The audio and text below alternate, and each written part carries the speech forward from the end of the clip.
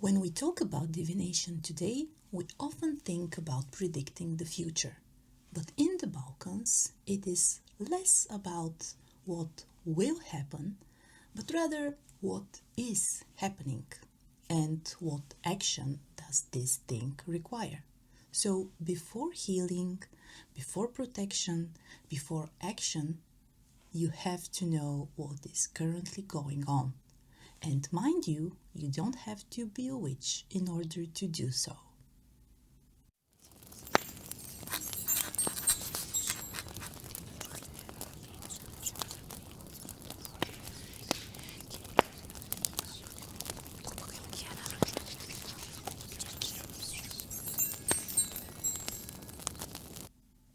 Let's begin by saying that divination has never been a separate esoteric practice reserved only for specialists.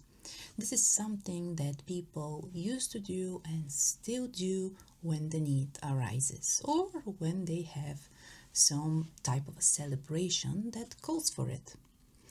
I'm sure you have all heard about times in the year when people in the past and sometimes currently would do divinations in order to find their future spouse, or whether the weather will be nice throughout the year, or will the harvest be plentiful. So we're speaking about things that are embedded in everyday life and that are done by everyone in the community, regardless whether they are a witch or not. Now, of course, there are some instances where divination is necessary, and actually, in most of the instances that divination was performed in the past, and that is to say in antiquity and in more recent times, the period we call traditional culture, divination was performed when the need arose, when there was some type of need. So divination appeared at periods of tension and transition, and the above mentioned marriage is one of those instances. But also when people had some type of illnesses, there were some unexplained situations in their everyday life when they were introduced to something that was different from their everyday life. For instance, when there was a lot of drought or something like that, that was kind of extraordinary.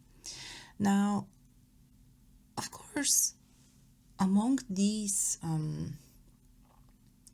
tensioned moments, we can count also stressful situations like domestic problems, for instance, whether that be problems within the family, or for instance having a relative that's somewhere displaced somewhere where you don't know where that is. So in those moments, people turn to divination. Now, the most widespread form of divination besides finding your spouse would be the divination in order to diagnose illnesses. And there are plenty of ways to do that, and some of them have survived, some of them not so much, but overall in the Balkans we have a large plethora of divinatory ways that are used still and are actually quite common.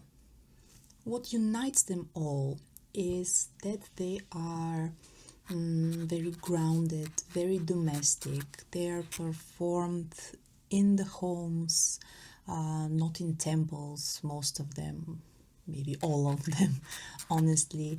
They are performed by a knower, a person who has some type of knowledge, or they can be performed by the people themselves. Generally, there are so many ways to divine the present and the future that I don't think I'll be able to discuss them in detail here. So, if something sparks your interest, feel free to comment or share with me what type of divination practices do you have in your region. But maybe the one that the Balkans are mostly known for is the Molybdomancy, or this is the divination by melting lead. And of course, this has a variation where you melt wax instead of lead, and it has to be said that both those practices have existed for a long time here in the Balkans. Now, the principle is similar. You heat the material and then pour it into cold water, and the shape the material takes is divined on, not the shadow of the object, but the object itself, because I know that in some places people will divine on using the shadow of the object, but here, at least for what I know, is predominantly the object itself. It is believed that things like illness, fear, different types of problems will reveal themselves in the lead or the wax that is used. Now, this is commonly related to healing fear specifically, and this is a practice that is still widespread all over the Balkans, and people still do it to this day. But in the past, it was done also for diagnosing illness. For instance, what did create this illness, what it causes this illness, that's the word I was looking for. And still, if you have cases of unexplained illness, people will go to someone who does that. It is the lead that is used is often from those tiny bullets for a specific type of rifle. I will write somewhere. And the traditional idea is that it has to have been shot, so going out from the rifle, so that in such a way the fear or illness will show itself, will reveal itself in the lead. Nowadays, people don't follow this so much, and they use all types of things. Even the healers that back in the day used those bullets don't use them no more, probably because it's not so easy to find this material nowadays. But generally speaking, this is one of the most known practices in the Balkans. Now, another way for diagnosing illness or making different types of divinations is by extinguishing embers. This is done in a similar way. You have a bowl of water with cold water. Usually, of course, this water could be some type of special water, like from 3 springs, or the so-called silent water, which is also valid for the previous type of divinations I told you about. And you get embers from the fireplace, because not so long ago every house had a fireplace as part of their architecture, So you would extinguish different embers, and basically each and every ember will be named after something, and usually you would have the first one be the name of the person you are divining for. Once again, those are practices that are mostly for illnesses, or at least this is the type of practice that has been preserved and has reached us.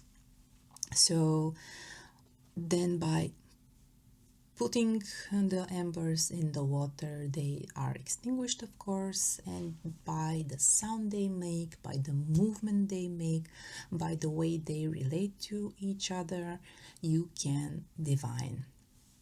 I think that the worst thing is that the ember will fall down on the bottom of the bowl. This is very bad in a way. Now, nowadays, not everybody has a fireplace in their home, and this has been the case for decades now. So the healers, quite well, probably like maybe 100, nearly 100 years ago, decided that they will use another method, and that would be extinguishing matchsticks, because the principle is the same. You have a burning, even if small, ember, and you extinguish it in water, combining the elements if you wish. Another very Balkan thing would be divination by coffee. And I I have to admit that I was very surprised when I learned that people divine by tea leaves, because generally tea is not used here for divination, but learning your future in the ground coffee of your choice is something that every housewife in my in my childhood did. So it was a common thing. Women would know, and they still do actually, who can divinate on the coffee cup, and they used to, and still go there, have a nice cup of coffee, which was always this coffee that was prepared on the stove. And the so-called, we call it Turkish coffee, the Greeks call it Greek coffee, and I'm not familiar how else other Balkan countries address this, but generally it's the first type of coffee that we have. And here we are all renowned coffee drinkers, and we drink mostly espresso. But this type of coffee that I'm speaking about has a lot of ground coffee within the drink itself. So when you turn down your cup, which I will not do because my coffee is still inside, you will see after a couple of minutes, of course, different shapes in the coffee, and that is something that people do on a regular basis. And this is actually one of the divinatory methods that I have been to personally, and which was quite exciting. Another thing that is very common is the so-called Favomancy, Favomancy, divining with beans. And generally, I don't know how it's in other Balkan countries, but generally in Bulgaria, this is something that is related mostly to the Muslim practitioners. So they would perform a divination with beans, which is, I think it's a very old practice. I don't want to acknowledge a date because I'm actually not very familiar with it, but you would distribute the beans in different piles, and you would then divine based on the answers. And I'm saying that once again, I'm not familiar with this type of practice. Now, we spoke about divination being made specifically for illness, and in those cases you would have a lot of different practices for divining what the illness is. And Now, this might not sound like divination for you because we're so used to asking, for instance, the tarot cards, what will my colleagues do on the project next month? But generally, divination has been applied most of the time for, not for, but as a diagnosis for illness. So, whenever you have a healer perform a healing rite, you would get some form of divinatory practice beforehand, like when you go to a doctor and they examine you before giving you some medication. So it's the same.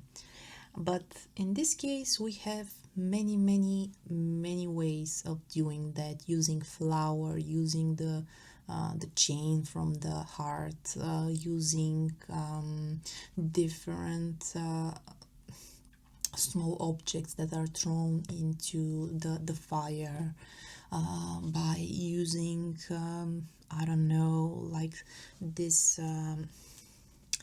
this thing that they burn on the heads of people. I forgot the term, but this one. And there are so many ways to do this that honestly it would take me a lot of time to explain them all, but again, feel free to make me. And the last thing I want to mention is cards.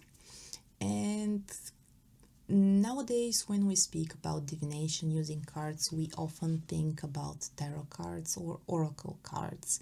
And this is something that is, I would say, currently quite traditional here because, at least in Bulgaria, the first deck that became quite popular was the Lenormand oracle deck, and shortly after that you get the craze about tarot and oracle cards, other oracle cards. But before that, and in my childhood, people would do the same thing with just playing cards. And it has to be said that making divinations with some type of cards, some type of playing cards, is not something new. And it is something that has been done for decades and centuries, even here on the Balkans. So, with this, I want to make this idea that the point isn't the method or how traditional it is or how local it is, because we sometimes get caught up in this idea that we have to do just everything just like in the tradition. But every tradition you read about, you learn about, is just a snapshot in time of a specific place, So the idea is the logic behind the method. So regardless whether we are placing flowers in a cauldron to sleep under the stars in order to find who will marry, or whether we're drawing some cards in a specific way in order to find the same, the logic is what matters, not the method itself. And this should be a very important reminder that divination is always a tool and it's never the destination.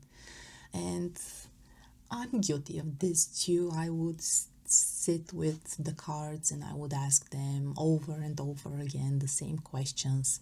But it's good to remember that divination is a tool and it's not the destination. And I think that here in the Balkans we have this very nice example how divination can be a part of everyday life. It is a reason for people to get together, share a cup of coffee. It's not tied to overconsumption like what we have seen with tarot decks, and yes, I'm guilty too. But overall, divination here is about finding solutions to problems. It's about helping others in the community. It's about also sharing your capabilities with people that might not possess them. And it's about dealing with the present in the best possible way. And I think that's a nice thing to remember next time we draw the cards or we draw the oracle kit. So regardless what divinatory method you choose, my advice would be to try and keep the magic alive.